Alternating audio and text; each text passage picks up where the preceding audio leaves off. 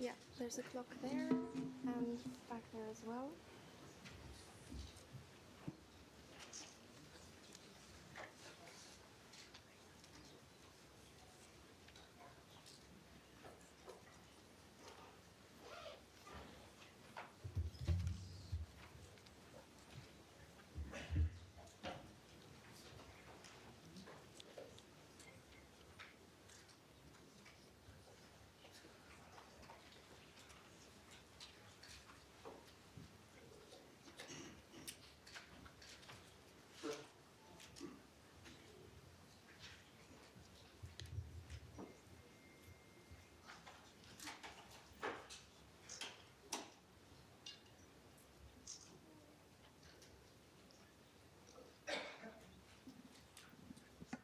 Some water.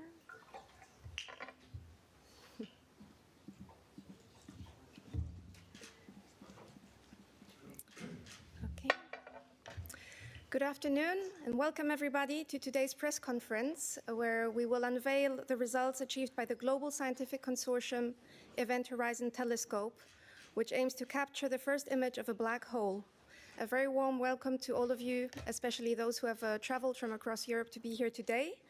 We have very little time before the actual announcement goes live across the globe in 6 simultaneous press conferences, so I will break with protocol a little and hand the floor directly to European Research Commissioner Carlos Moedas, and then we will turn to the 5 leading scientists here on stage with us involved in the discovery.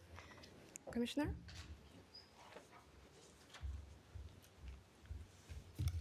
Thank you very much. Let me put the timer. Thank you so much, and it's a great honor to be here today. We're really about to announce a huge breakthrough for humanity. We are about to take a picture of something that one man alone, dreamt, imagined 100 years ago in 1915, Albert Einstein. Imagine that. This idea that a very big weight transforms geometry, that when the mass is too heavy, you make a hole, a mysterious hole, where nothing can get out of it, where all is absorbed.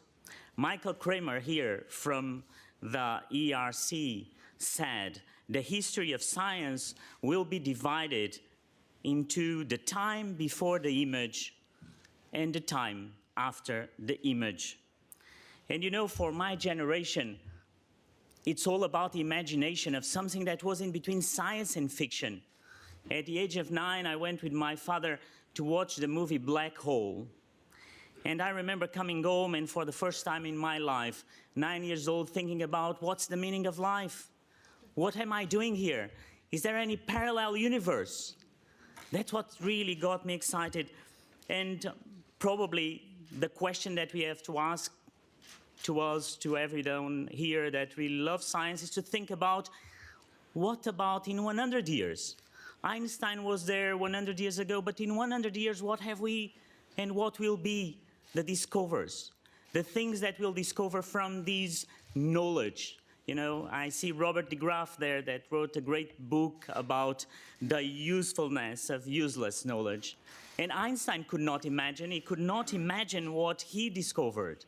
He cannot imagine that one day, because he created and discovered the antimatter, that would create the PET scan that will save lives all over the world. So I'm really proud. I'm proud of science.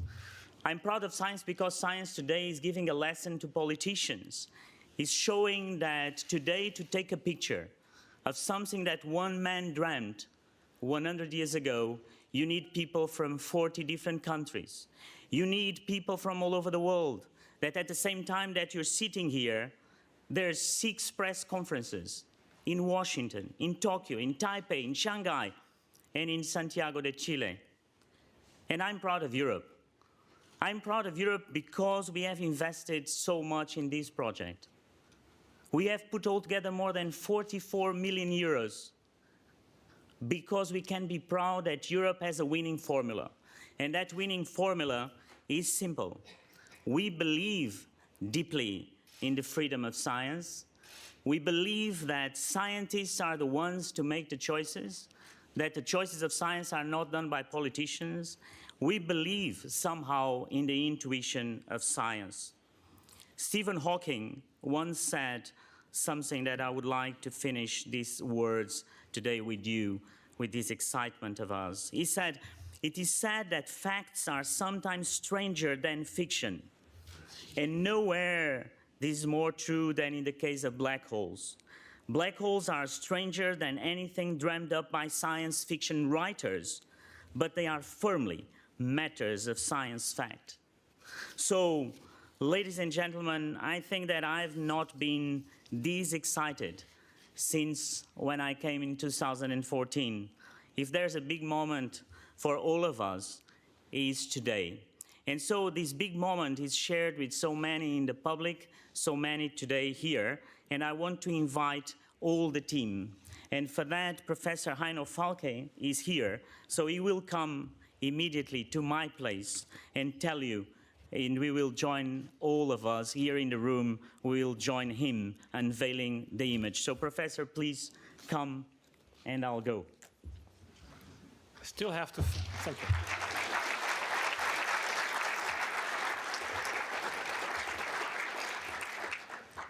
Now I have to fill the time actually until we're allowed to actually, start the unveiling sequence. Introduce yourself and your team.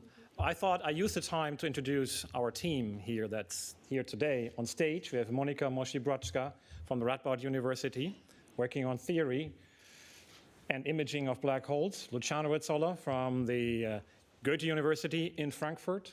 We have Eduardo Ros from the Max Planck Institute for Radio Astronomy. And we have Anton Census, the director of the Max Planck Institute for Radio Astronomy in Bonn, and also chair of the board of the Event Horizon Telescope.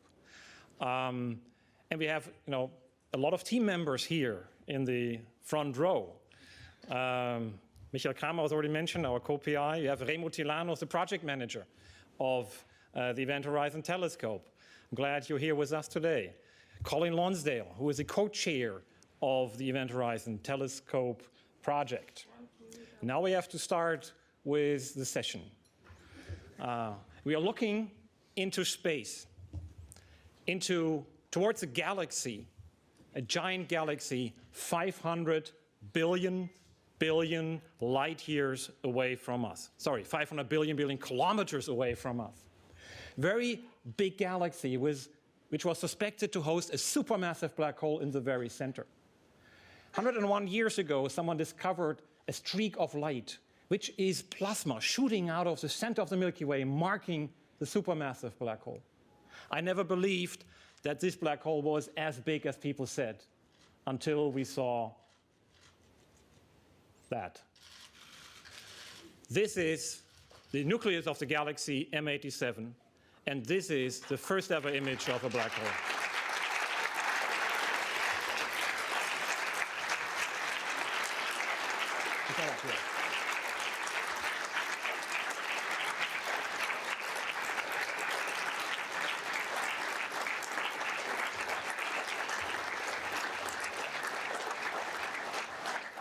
Das ist das erste Bild eines schwarzen Lochs. This is the first image of a black hole.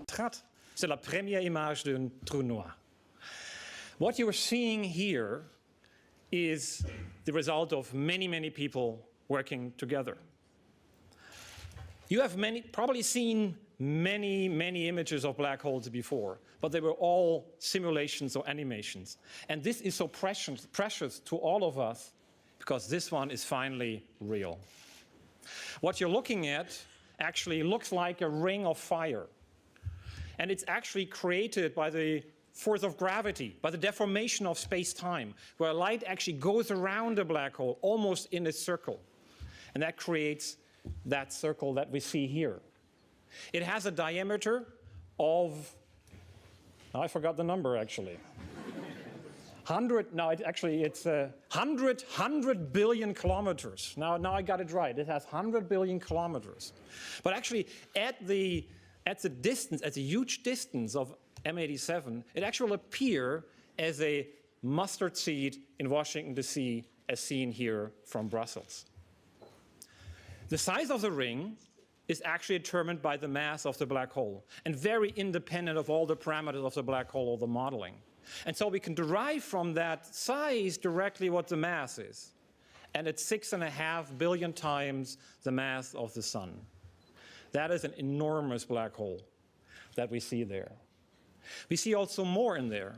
We see this dark region in the middle. I've always been asked by my colleagues, or told by my colleagues, you cannot see a black hole, can you? And I think they're right. You cannot see a black hole, but you can actually see its shadow. And that's when the light actually disappears behind the event horizon, creating that dark region, that dark shadow we see there. And this is amazing if you think about it, where if you know the story behind that image, we're looking at a region that we've never looked at before, a region we cannot really imagine being there. It feels like really looking at the gates of hell, at the end of space and time. The event horizon, the point of no return. That is awe-inspiring to me at least, but it's also important for physics. I think my colleague Luciano Rezzolla will now continue and explain to us why this is so important.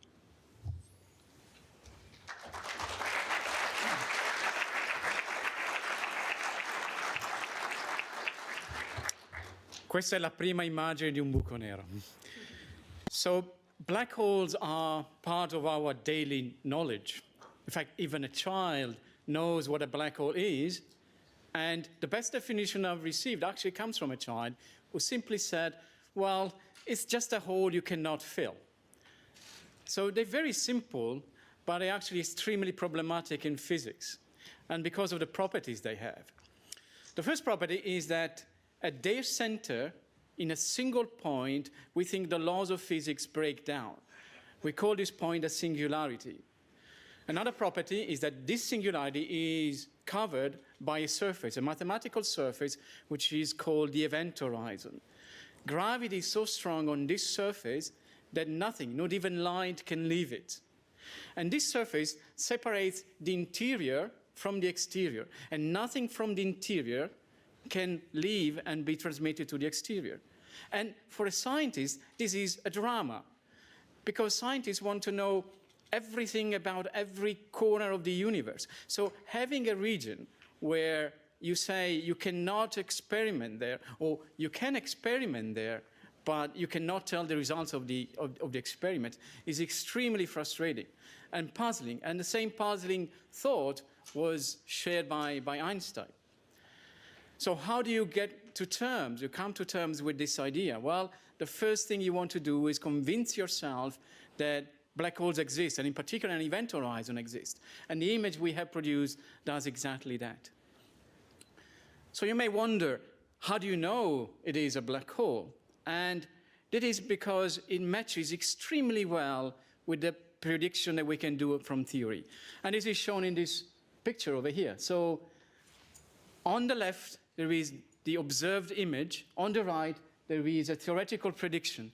And as you can see, the analogy is remarkable. As a matter of fact, we have carried out over these last 6 months the most extensive investigation of what happens to plasma, to matter, as it falls onto a black hole. We have used supercomputers and highly advanced numerical codes to calculate what happens. And what we've learned is that as matter falls onto the black hole, it will start rotating at speeds which are close to the speed of light, and will become hot and emit light, especially in the radio frequencies, which are the ones that our telescopes can capture.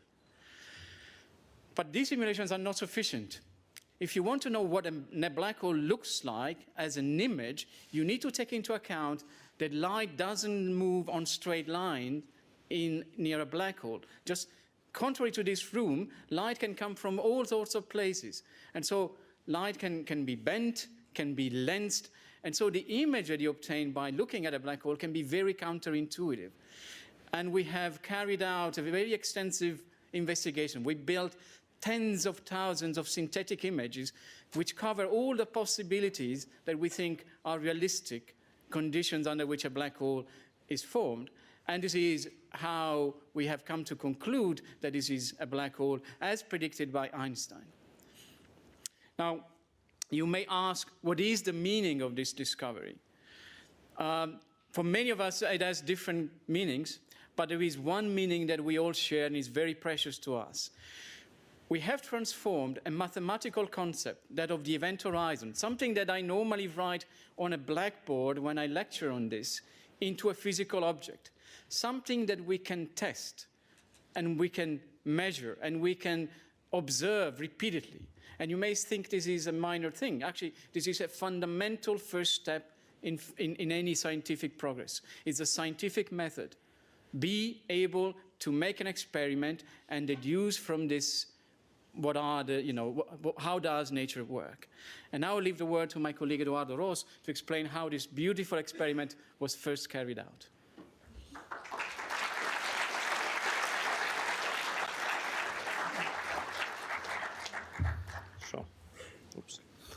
So, astronomy is not something that you do just from your desk. In many cases, you have to embark in an expedition. And 2 years ago, a large team of astronomers embarked in expeditions to the most remote places on Earth, in places where the atmosphere is thin and dry, because we need to observe at a wavelength where the atmosphere is important. The important thing of that is, in these locations are also facilities, as you see. They're like Iran 30-meter telescope or ALMA or APEX with European technology.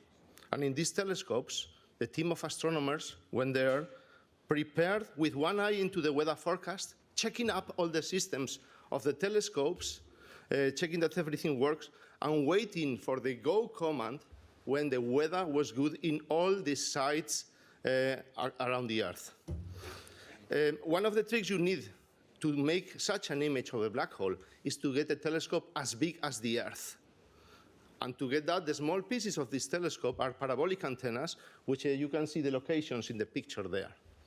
These teams were observing that. We had a fantastic good luck because we get good weather all across the globe at the locations of the telescopes. These data were stored in disks because you don't have optical fibers there.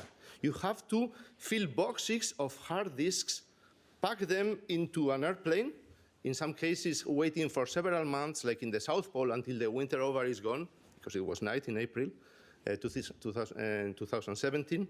You wait them, and these data are sent to processing centers where they are played back as they were recorded and synchronized with atomic clocks. These places are like in the Haystack Observatory in Massachusetts in the US, or in Bonn, Max Planck Institute. They are the so-called correlators. Data are played back, they are evaluated, and then they are given to a further team who checks this data. Every telescope is different. You need to correct for the characteristics of each telescope, put all that together so that you get a telescope as large as the Earth. And this process needed also several months of hard work, assessment, iterations, until people were sure, okay, this is the data that now we can begin to image. We can extract the information from this precious data, which occupied 6 cubic meters of disk, as I said, to get something like the image you have just seen now. And to know how you extract this information and you get from that, my colleague Monika Messier will show us.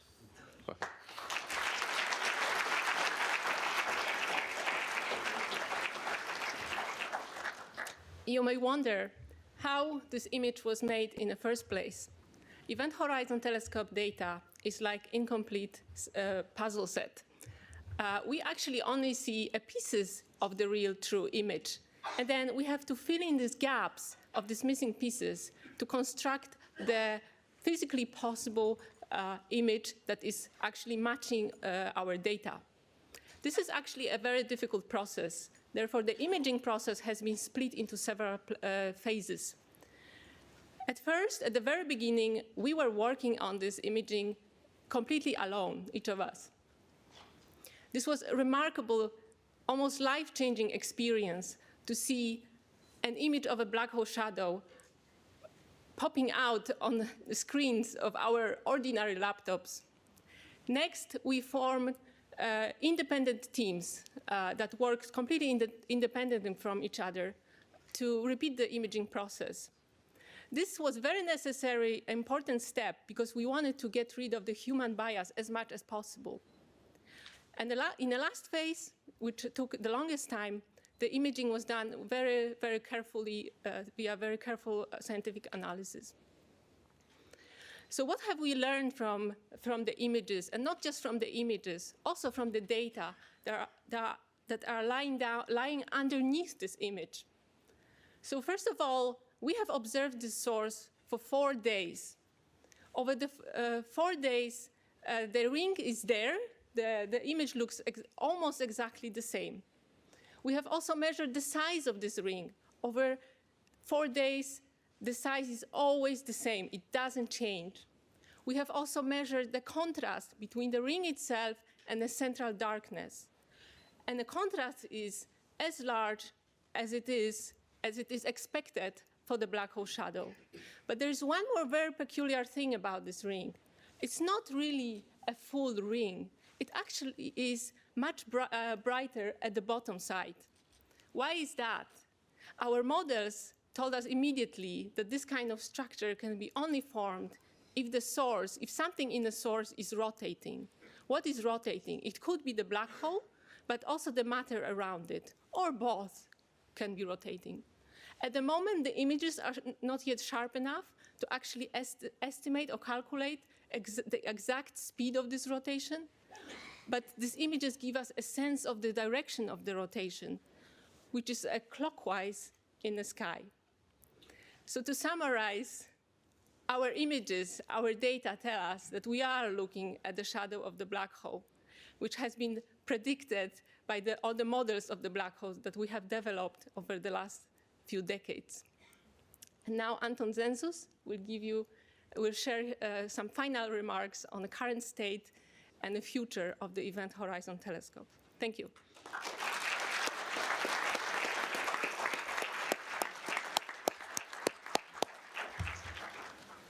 So my job now is to put it all together for you. The Event Horizon Telescope is a very ambitious project, but one with a very clear goal. We want to image, for the first time, the central black holes in the galaxy M87 and in the Milky Way. Today, now, 6 papers are appearing in the Astrophysical Journal Letters, a special edition, that show the image and all the discussion that is needed to convince our scientific colleagues. And in a few days, the data from our observations will be made public so that scientists anywhere in the world can verify our results. So how have we made this happen? We had to assemble a fleet, a capable fleet of the best and most sensitive millimeter wave radio telescopes in the world, combined through supercomputers to form one large radio telescope. We had to organize a team that now numbers to more than 200 scientists from many institutions around the world. This is a truly global collaboration. We cannot name all the people that are participating in this, but representative for all of them, I want to recognize Colin Lonsdale, director of Haystack Observatory, and together with me, co-chair of the EHT Collaboration Board. He represents, together with our other friends here, the global partnership that we have, all the people that now are listening elsewhere that work together in this project. The preparation for these observations took a long time. I've spoken this morning to somebody who started 40 years ago building sub-millimeter telescopes. And so you can say several decades of preparation went into what in 2017 was for the team a very, very difficult, a complicated experiment to perform. This experiment was successful. This story is not a story of one hero. Instead, there are many heroes to this story. I'm proud to work with these people, and we salute their achievement. A number of them are here in the room today, ready to meet you later. So in Europe, how were we able to play a leading role in this endeavor? Foremost, it is through combining forces. We have brought together astronomers, observers, theoreticians, and facilities. Together, we in fact were able to make a much better result than we would have been able to do individually. Of course, in Europe, we have direct access to some of the most powerful millimeter wave radio telescopes.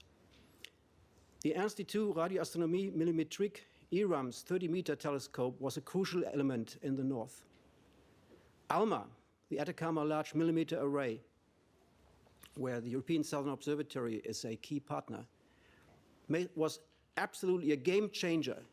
It enabled us to get the sensitivity and the resolving power to make these images happen. Scientists in Europe for decades have collected the capabilities, have developed methods, have acquired the excellent skills that were needed to participate in the scientific process in this project in all places. And last, the technical development capability that we have to build instrumentation, state-of-the-art instrumentation that we need, is second to none here in Europe. Lastly, the public funds, the taxpayer money that was spent on our basic research here, both from national resources, but also from the European Union, from the European Research Council and from RadioNet, was crucial in making this excellence happen. We appreciate that very much, and we hope we can come back. So where are we going from here? M87 in the bag. We're confident that very soon we'll complete the analysis of Sagittarius A star. We will go back to observe, and so please stay tuned. We'll come back. We are already underway improving the array. Foremost, ERAM's expanded NOEMA array that they will soon finish will again be a game changer for our trade. ALMA will offer us improved capabilities. And the Greenland telescope and perhaps the African millimeter telescope project will make critical contributions to improving the quality of the EHT. With all of this, we're well placed to go into the next step of this journey. I think that we will be able to confirm a lot of the science that we're expecting. But much more important, we will be able, with this machine, to make discoveries of the unexpected. And that's the most fascinating in science. I personally like to say that I will think of a time before and after I saw for the first time this image. You mentioned this also. Today, I believe for all of us, marks the beginning of the day after for all of us. Thank you very much for your support, and thank you for your interest in our science. Now we will be ready to take your questions. Thank you.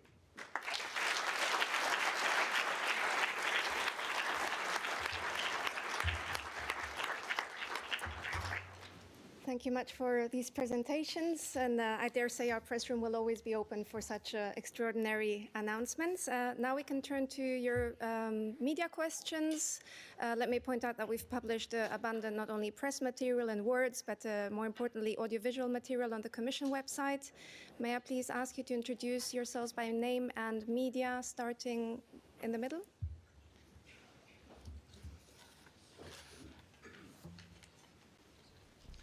Thank you very much. My name is Nicholas Wallace. I'm policy editor at Science Business. My question is for Commissioner Moedas. You said that this is the most excited you've been since you took office in 2014. My question is, do you expect any more excitement before your term ends? And if not, given that this was an international project that the Commission contributed to, what should be next for the EU and international collaboration in science? What do you think the next big thing should be for the next Commissioner? Thanks. Thank you very much for the question. Yes, I think that this is really the pinnacle. I mean, I had exciting moments, exciting political moments, exciting when I was able to put forward to the College of Commissioners a proposal for 100 billion euros for the next science program. that really made my heart beat very much and made me more nervous about it at the time in a positive way. When then we went to the Parliament and the Council and we discussed, and a couple of weeks ago we achieved really something unique, is that we had that agreement with the countries and the Parliament for the content of that program of the future. And so one of the things that is in that program answers your question, which is that is linked between the citizens and science, and how important is that. And so we want to define this idea of the missions, the mission-driven science, because we want European citizens to feel connected. And that connection that happened here today, it's a proof of that.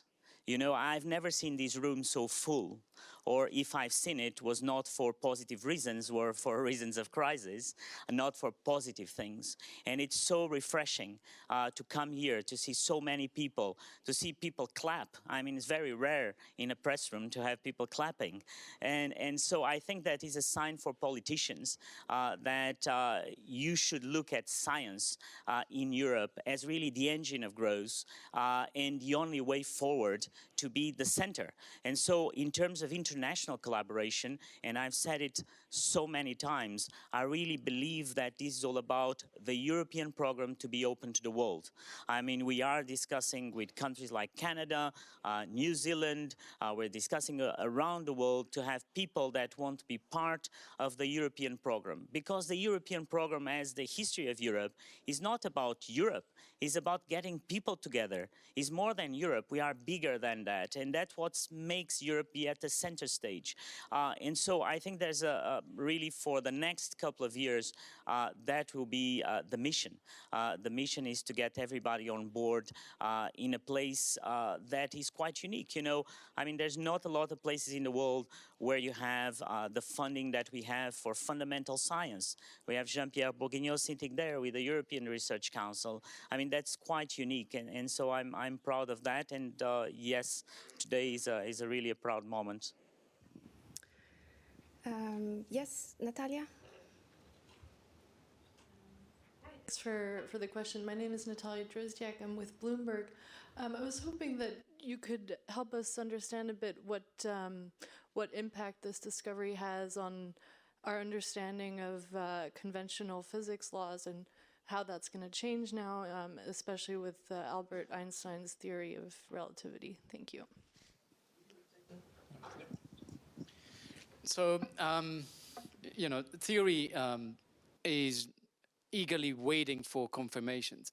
And Einstein's theory of relativity is the one that we know best and the one that has so far passed all the tests. And this is another very important test.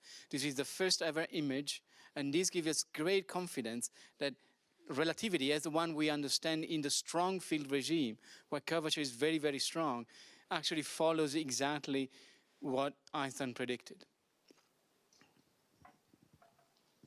If you look at the literature, there are a lot of ideas for alternatives of black holes, and this is something you finally can actually test. We're only just starting to do this. We can now say it's not a wormhole, for example, but many other things we will test in the future, but it can be done now. Now it becomes experimental science. And we have gravitational waves, and we have pulsars, all testing gravity in an area, in a regime, which has been inaccessible before. And so I think this really transforms the study of gravity in a fundamental way. Really different methods, different scales. Thank you. Gentleman here in the front. You can take a mic on your side, in the seat.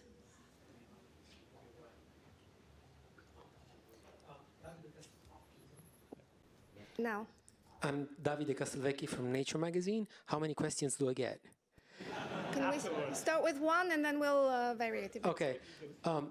Can you tell us if you found any information about Sagittarius A star? Okay. I was supposed to say that. We actually focused all our attention on M87 when we saw the very first results, because we knew this one's going to be awesome. The issue with Sagittarius A star is 1,000 times smaller It's 1,000 times closer, so it has the same shadow size, but it's also 1,000 times faster. So if you want to take an image of that source, it's like taking an image of a toddler which moves around for 8 hours and try to get a still image. While M87 is a big bear, 1,000 times slower, hibernating there, not moving much within these 8 hours. So that makes it much easier. We were just lucky that M87 was so large. It could have been much smaller. We didn't know that before. And so once we saw that, we focused everything on that one. So, we'll still take a little more time to work on Sagittarius star. We may come back to you later, time permitting. I think I saw some other show of hands. Yes, back there. Markus first, and then in front of you. Markus Becker with Der Spiegel. I see that the black hole seemed to behave nicely and follow the predictions, but maybe you can explain to us what kinds of new insights you have gained and how they form the basis for possible new research and new insights in the future. Thank you.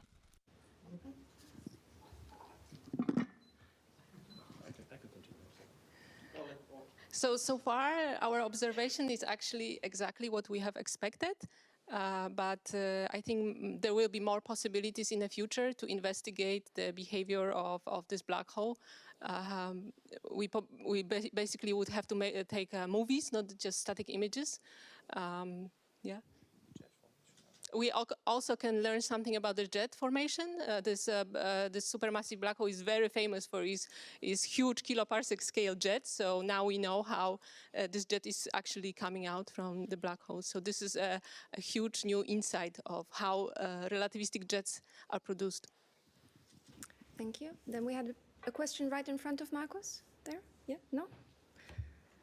Okay, well, maybe while you continue thinking about questions or we come back to nature, we also have a number of people following us on social media and online, and they also had the opportunity to ask us questions, so I'll take a couple of those. Firstly, how can you take photos without light?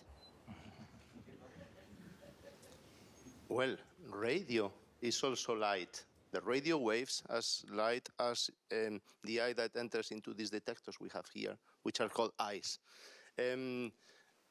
We use the light, the waves that come from the remote black hole region in such a quite tricky way, because the same light that arrives to the Earth, the same wave comes to all the different telescopes, and we trap this front of light in our computers.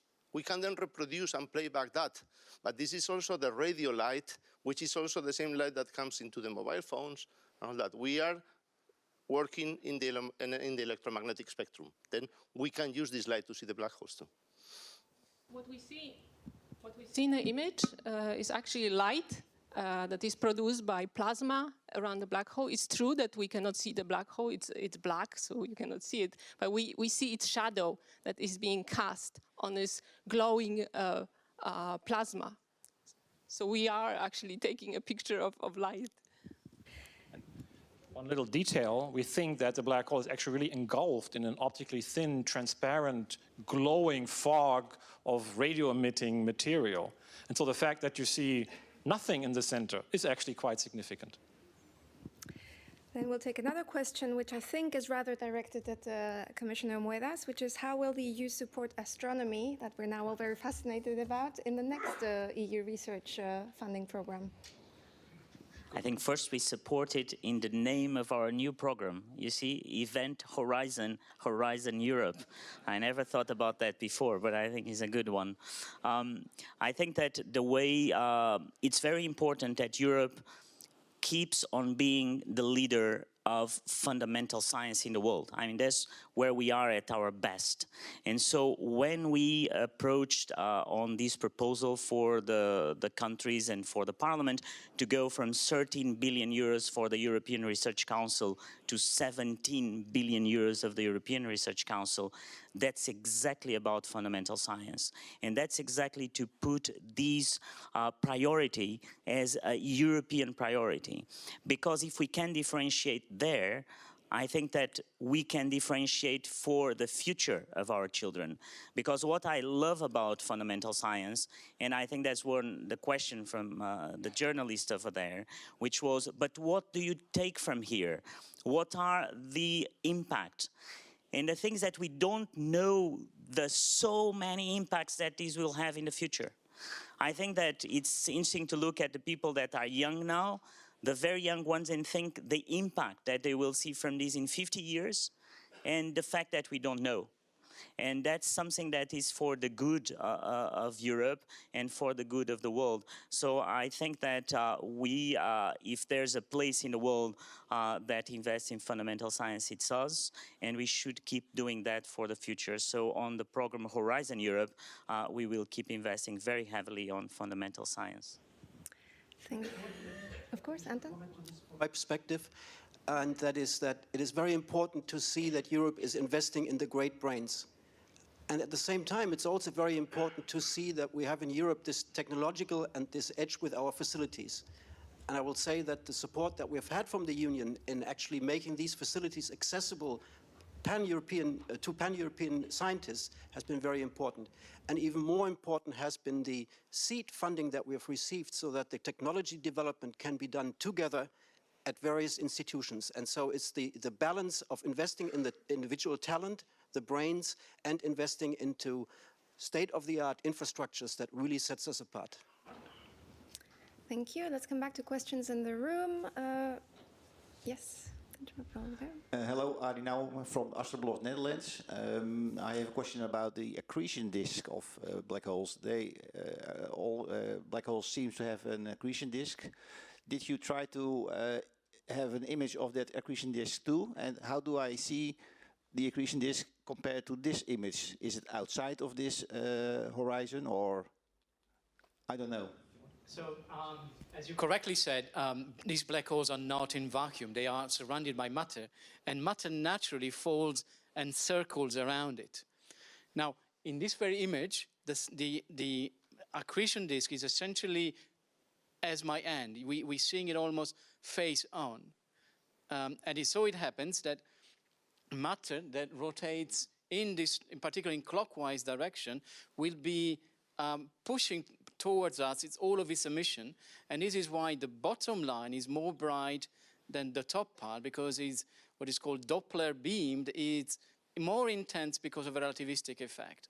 So you can imagine that there is matter going around in a clockwise in a kind of accretion disk. The disk is not thin as we normally see in science fiction. It's a very thick accretion disk, and the simulation that you will find online will clarify this a bit better.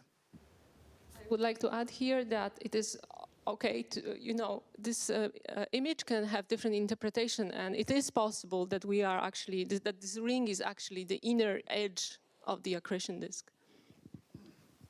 Or the inner edge of the jet. That's where it starts. The problem that we have is that the light bending actually blends everything together.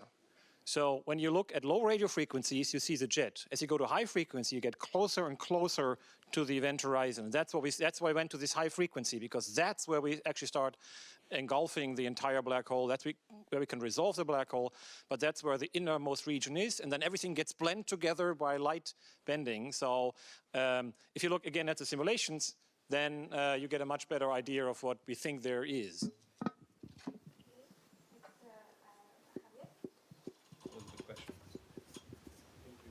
For the Spanish news agency Agente F, does the black hole actually has a name other than the black hole of the M87 galaxy? It didn't have a name, and in analogy to the other source that we study, Sagittarius A star, we just used this short version and called it M87 star, which doesn't mean it's a star, but the star actually means it's a very exciting source. It's one of the most exciting sources in M87. So. As an amusing note, the reason Hawaiian name, which has been associated and proposed for this black hole, so we'll actually have a proper name besides just a number. Thank you. It's a good idea for a contest, though. Yes, back here, down here.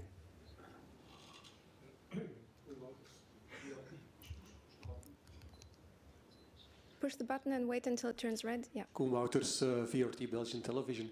Have you found something which was unexpected or contradicted Einstein's relativity theory? Unfortunately not. I think it was mind-blowing to see that in the first place. Had it been completely different from our expectations, we would have had to puzzle for like 2 more years to really, see had we done something wrong. Of course, at some point, you hope to find something that you did not expect in your simulations. By now, everything seems to fit perfectly, actually amazingly perfect. And I should say, actually, Monica published, shockingly, she published a paper 2016. If you just convolve it to what we observe today, it's almost what we see now. It's, Thank you. Any further questions in the room? Yes? Hello, hello, Dr. Lorenzen, Deutschlandfunk. Can you really exclude any possible, maybe remotely possible alternative explanation? So, or could it be, for instance, connected to the area where the jet is launched?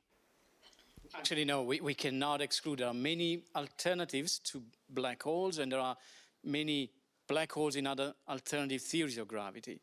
What we are doing right now is excluding some of them. For instance, wormholes, as Aino has mentioned. We can exclude boson stars, which is also a very popular alternative.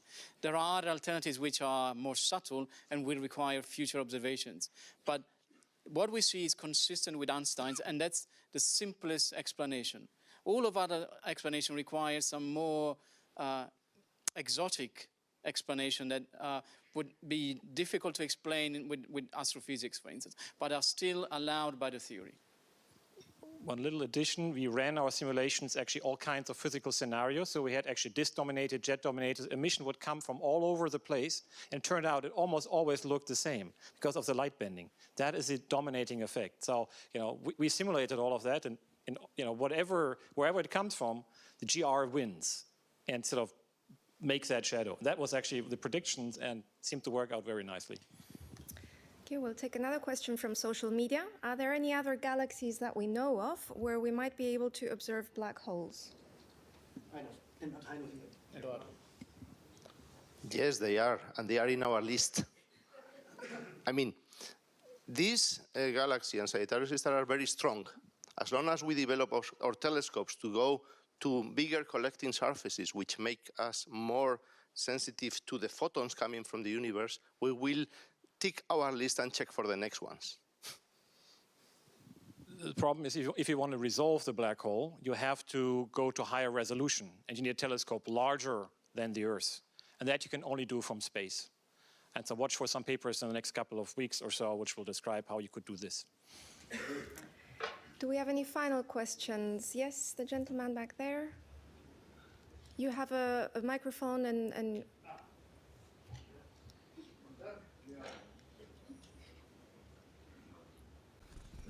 Julian Moore, just a European citizen, astonished by what you have achieved. My congratulations. I simply wanted to ask, you did some simulations to give you some expectation of what you would be looking for in your results. According to the parameters of your modeling, did it give you any insight into the other parameters of the black hole, such as its magnetic field or its angular momentum? Did it shed any light on the generation of the jets? Pun intended. So, yes, thank you for your question, citizen. That's very, very important. Rotation of the black hole is very difficult quantity to measure.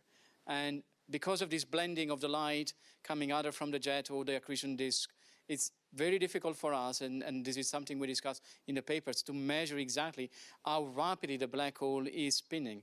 But we think it is spinning because otherwise it would not make sense in terms of the energetics of the jet.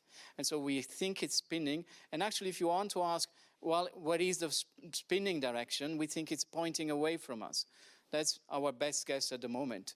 And learning about magnetic fields, that's something that we are working on. But right now, we don't have a conclusive answer yet. Again, these are much higher, much more difficult quantities to measure. And we hope with a future observation to nail down also this information.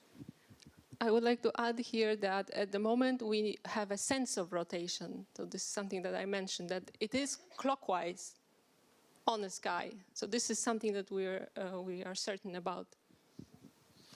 I may add on the magnetic fields that these data have still treasures waiting for us. We have obtained the total intensity images, but we are working also in the polarized light, which is also in the data.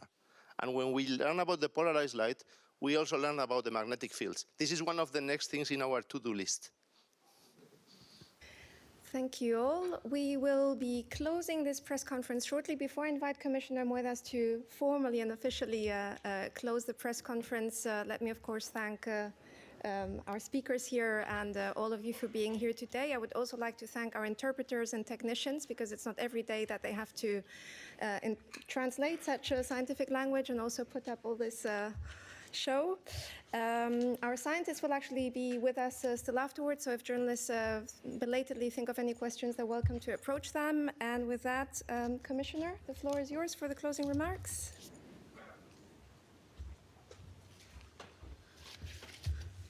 Just a word of thanks to everyone for this amazing moment, but a word of thanks for the courage, because, you know, it's not easy for the scientists to take the risk. I mean, you were taking a risk of being here today, and that is something that is important for Europe, that you take the risk to be here, you take the risk to be in this moment, and to show to people the importance of science.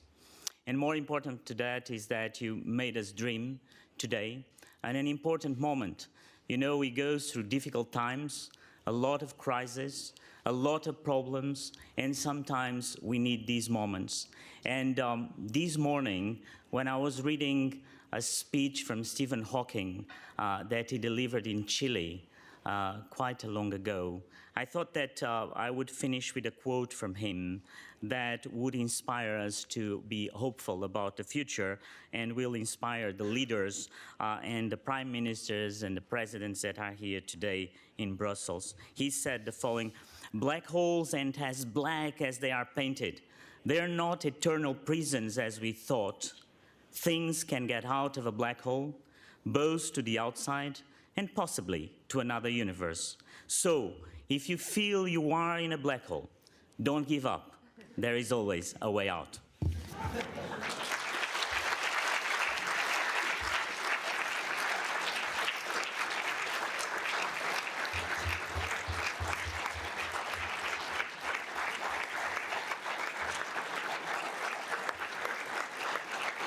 Thank you all.